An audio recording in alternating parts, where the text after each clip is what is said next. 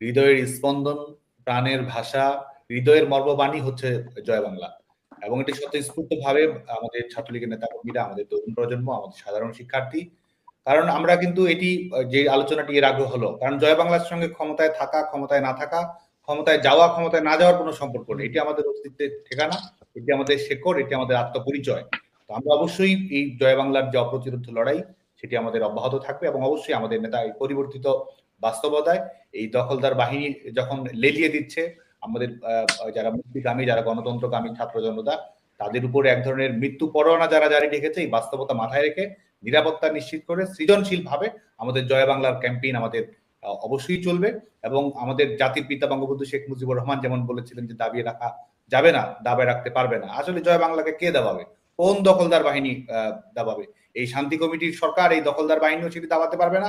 ছাত্র সমাজই সেটির জবাব দেবে, তরুণ প্রজন্ম সেটির জবাব দেবে।